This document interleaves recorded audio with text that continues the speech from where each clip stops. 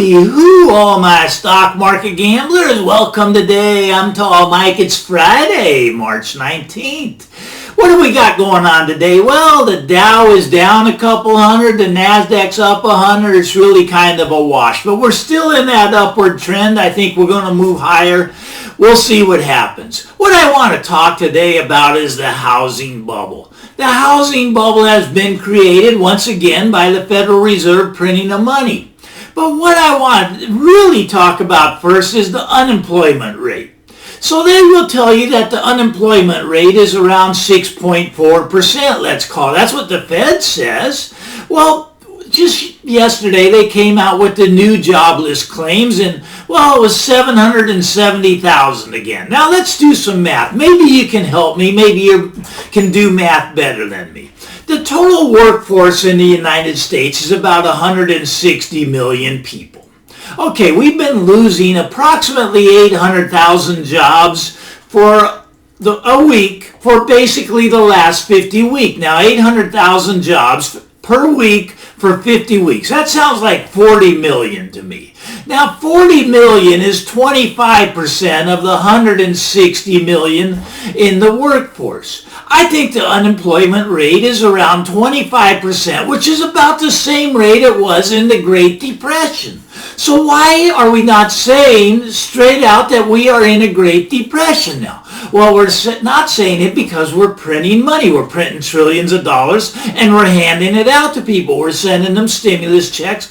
We're sending them unemployment benefits. We're sending out PPP loans. We have a lot of stimulus out there, so we're not admitting to being in a Great Depression.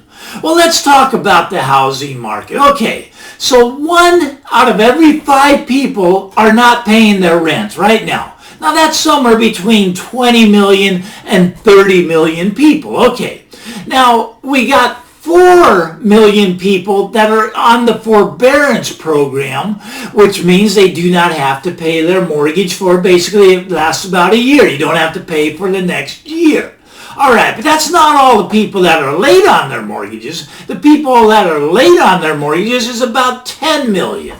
So we have forbearance, which is don't pay your mortgage. We have eviction moratoriums, which keeps getting extended out. I think we're out till June right now is where the extension is, and they're going to kick it out till September. I know they are. I get that. So, okay, so we do not have to pay our mortgages. We do not have to pay our rent. Let's just be clear and call it what it is. Well, this is creating kind of a squeeze going on. This squeeze going on is sending up houses. Okay, there's no inventory of houses. Now, what are builders doing? The people that go out with the hammer and nails and build the homes. What are they doing? Well, building permits are kind of falling off a cliff. Now, why is this happening? Why wouldn't they be building if prices are up? Prices are at record highs. Why aren't they building more houses? Well, you know what else is at a record high? The cost to build a house. If you go price lumber right now, it's about 3 times as high as it was 6 months ago. That is pushing up the cost to build a new home. Labor cost to build the houses is going up also because people are on unemployment. They don't want to go out and work when they can sit at home and make more money. So the cost to build these houses have increased. What else is increasing? Well, think about it. We got interest rates going like this right now. They're going up. They're going up again. They were going down for a while, but now they're just going up. They're going up. They're above 3% for mortgages, which is still really cheap. Historically, let's call it 6, 7, 8% would be more normal. Okay, so we're not in a normal range. We're down here at 3%, but we are going higher. Okay, so what can the Fed do? Well, they can come out and they can lower the mortgage rates. They can come out and say we're going to buy all these mortgage-backed securities to keep the price of the mortgages down for the buyers. Well, so we got higher building costs. We got higher labor for building. We got a short squeeze going on. We got interest rates. Now, these people that are on unemployment, okay, can they buy homes? Can the 40 million people that are on unemployment, can they go out and buy houses?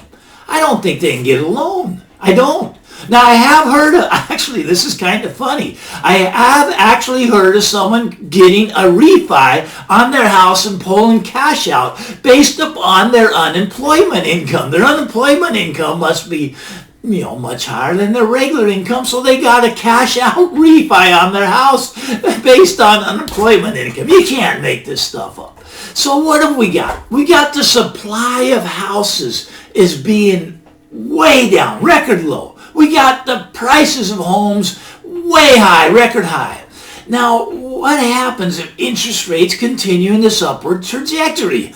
Is that enough to pop this bubble? Or is this bubble too big to pop? The Fed, they're the ones that created it, and they're the ones that can't let it pop. Because what happens when it pops? Well, when it pops, I think the stock market would pop also. It would pop both of them at the same time, and everything would go down. And then the Fed would have to admit that the economy is in the toilet. The Fed doesn't want to let you know the economy is in the toilet. The economy is in the toilet. Now, the stock market's up, houses are up, but the economy is in the toilet. You know what else is in the toilet?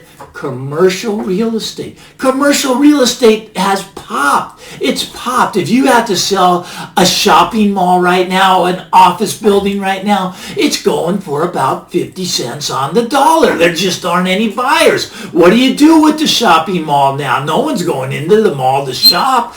No one's got money to shop. They just, they do got their stimulus check, and they'll go in and spend that $1,400 that they just got. And I do believe the Fed's going to continue more stimulus checks. They're already talking about the next one. They're talking about it. We just spent $1.9 trillion, basically $2 trillion, and they already got talking about the $3 trillion for the infrastructure. Oh, that's $5 trillion, but they're not done there. They're talking about another stimulus package. Let's call that one another $2 trillion. That'd be $7 trillion just in 1 year. What would that do? Could that hold the housing market up?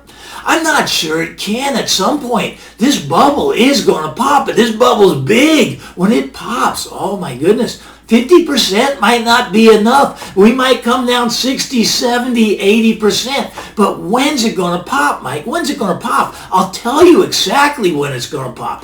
As soon as we take away the programs of forbearance and the eviction moratorium. Those are just millions of houses waiting to come onto the market. They're waiting to come for sale onto the market. I'm a real estate broker. There is nothing for sale. There's nothing available. There's buyers that want to buy still. I would tell them to wait. I'd tell them to wait 6 months to a year. Let's see what happens. But some people have to buy. And what that does when they have to buy, it puts that squeeze on the houses and just shoots the prices higher. There's still bidding wars out there. You put a house up in my area right now, you're going to get 5 offers in the first week, and it's going to bid it higher. But this is going to change. It's got to change. The cure for this is higher prices. The higher they go, look at, these are not appraising. Okay, someone comes in, they put their house on the market. Let's say 1.8 million. They come in, they bid it up to 2.2 million. What happens? The appraiser comes out and goes, hey, it's only worth 1.8 million. The bank comes back to the person that wants to buy it, and they say, hey, wait a minute. We can't give you that big of a loan. You got to put more money down. Now, maybe they do. Maybe they don't put the money down. If they don't put it down, someone else will put it down. But here's what's going on right now. People are waiving the appraisal. They're saying, hey, I don't care what the appraisal says.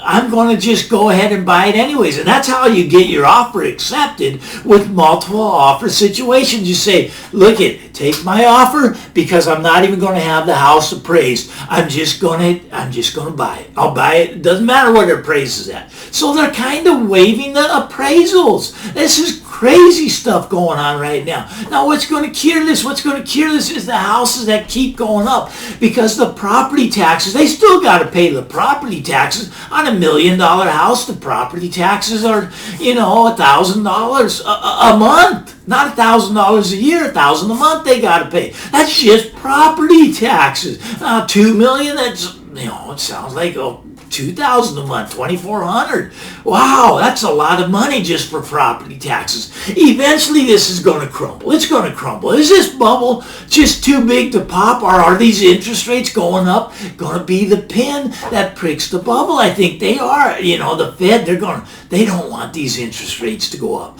They are going to try to keep them down. They're going to try to keep it down with what's called yield curve control. Yield curve control. They don't want that long end spiking up past 2%. It spikes up past 2%. It's going to slow down a lot of things in the economy. It's going to slow down a lot of things in real estate. It may even bring the stock market down with it.